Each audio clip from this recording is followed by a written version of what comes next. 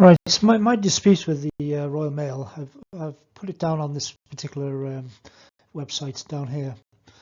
So I'm just making this video to back up my claims. So when we're talking about special delivery, this is an upmarket service offered by Royal Mail. It's very well, it's much more expensive than normal, and it actually guarantees delivery by 1300 the next day. So as you can see here, this package was sent in July, and it has been delivered. There's a signature down there. And I wasn't too worried at the time, because I was told by the company that because of vacations in August, they might not be able to deal with it during that month. And on top of that, there's be another couple of weeks to process it when they did start. So I wasn't too worried at all, time-wise, because it wasn't urgent for me. But at least it had been delivered, as you can see here. But there is a problem, as you can see from moving this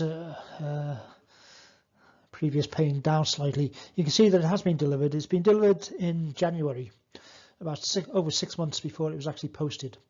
And to cut a long story short, I now know that this number has been used before, and the signature and everything is due to the previous delivery, not to mine.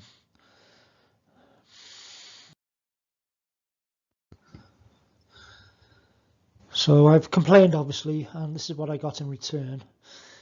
6 working days afterwards, instead of the advertised maximum 4 working days. And they say that they're not going to do anything because it's over 80 days since it was posted. Because as I say, I wasn't too worried at the time because of the well, I just explained why I wasn't too worried about the time limit, the time it took, I should say. But essentially, this 80 days, would be set in place for people where everything goes swimmingly and so on. But that's not happened here. Royal Mail made a false and misleading statement, and I have 80 days to work out that they have given me a false and misleading statement. I mean, this is just ridiculous.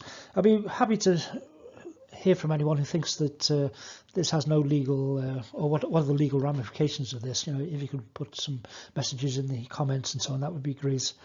Obviously, I've never heard anything like this on consumer programs on TV or radio, that people can wriggle out of it if people don't realise that a false and misleading statement has been made within a particular time period. I mean, this is just all very, very much in line with the oft-held belief that customer service in Britain is in its infancy.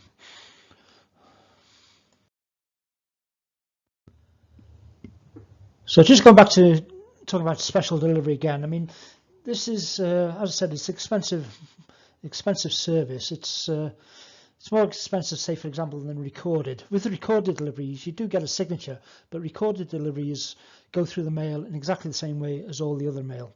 But special deliveries are different. Before every postman or postwoman goes out on delivery, they have to go to a separate department to pick up their special deliveries, and they have to sign that they have received them. And then, as you can see here, that what they would normally do in the past would peel off one of these labels and stick it on a card.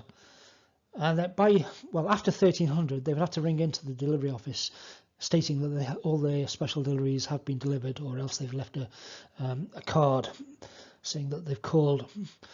And then when they got back to the office, that would be checked up by the office to see that everything had been delivered or whatever, or a card left.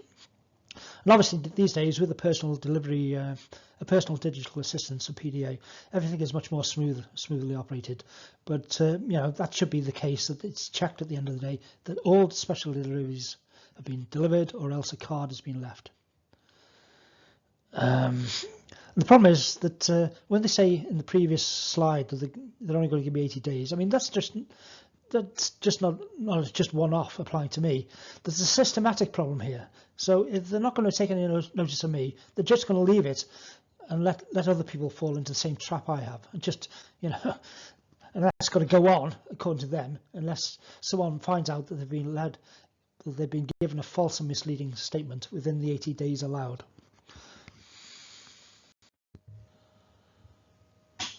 So this is the very last email I got from Royal Mail. In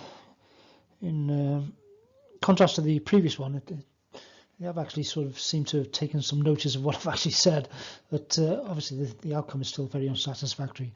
They do give me a chance to take it further, which obviously I can try and do, but I shouldn't particularly raise up much hope. I shouldn't have thought.